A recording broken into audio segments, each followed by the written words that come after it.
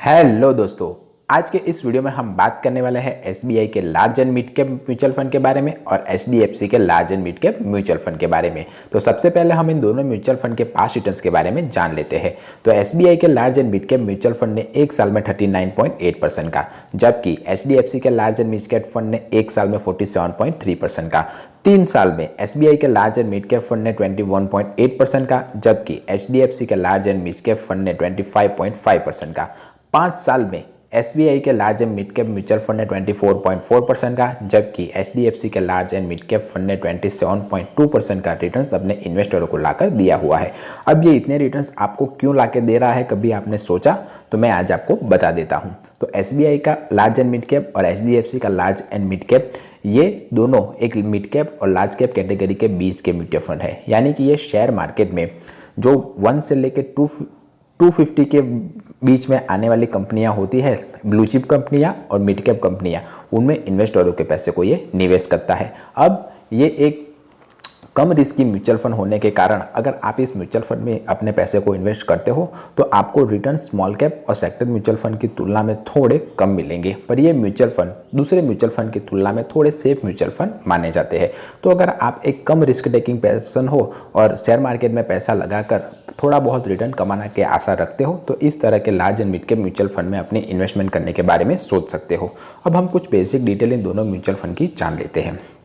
तो अगर आप इन दोनों म्यूचुअल फंड में अपनी एसआईपी को चालू करवाना चाहते हो तो मिनिमम एसआईपी अमाउंट 100 रुपीज़ या लमसम अमाउंट 5000 से स्टार्ट कर सकते हो। अब बात कर लेते हैं एक्सपांस रेशियो के बारे में। अब जिसे नहीं पता कि एक्सपांस रेशियो किसे कहते हैं, तो जो एसेट मैनेजमेंट कंपनियां होती है वो हमारे पैसे को मैनेज करने के लिए हम ही से कुछ फीस चार्ज करती है और उसी फीस को वो एक्सपांस रेशियो के तौर पर हमें बताती है। तो एसबीआई के म्यूचुअल फंड का एक्सपांस रेशियो 0.7% है, जबकि एचडीएफसी के large and mid cap mutual fund का एक्सपांस रेशियो 0.84% है।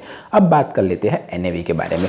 एनएवी यानी कि नेट एसेट वैल्यू, जिसकी वैल्यू हर दिन चेंज होती रहती है। मान लीजिए कि आपने किसी म्यूचुअल फंड में 1000 रुपीज़ निवेश किए, तो 1000 डिवाइडेड बाय अगर आप एनएवी करोगे तो आपको जो भी अमाउंट मिलेंगे उतने के यूनिट्स आपको अलॉट होंगे। मार्केट अच्छा रहा तो आपको ज़्यादा यूनिट अलॉट होंगे, मार्केट बुरा रहा तो आपको कम यूनिट अलॉट होंगे। तो इसीलिए मैं हर बार बोलता रहता हूँ आपको कि जब कभी भी आप किसी भी म्यूचुअल फंड में इन्वेस्टमेंट करो तो लॉन्ग टर्म के लिए कीजिए, तभी कंपाउंडिंग इंटरेस्ट का इफेक्ट आपको अपने निवेश किए मनी पर देखने को मिलेगा।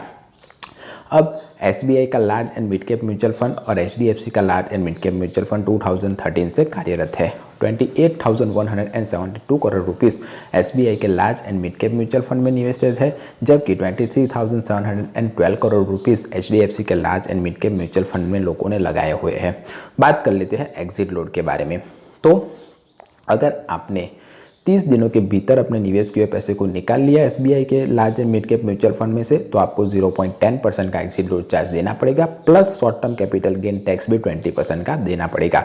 और अगर आपने एचडीएफसी का large and mid cap mutual fund के में से 1 साल से पहले अपने निवेश किए पैसे को निकाल लिया तो आपको 1% का एग्जिट लोड चार्ज देना पड़ेगा, plus short term capital gain tax 20% का भी देना पड़ेगा पूरी रकम पर। अब हम देख लेते हैं कि इन दोनों म्यूचुअल फंड ने किन किन कंपनियों में इन्वेस्टरों के पैसे को निवेश किया हुआ है। तो एसबीआई के large and mid cap mutual fund ने HDFC Bank, Reliance Industry, ICICI Bank, HDFC Asset Management Company, Muthoot Finance Limited, State Bank of India Limited, Abbott India Limited, Infosys Limited, Voltas Limited, Coforge Limited जैसी कंपनियों में इन्वेस्टरों के पैसे को निवेश किया हुआ है।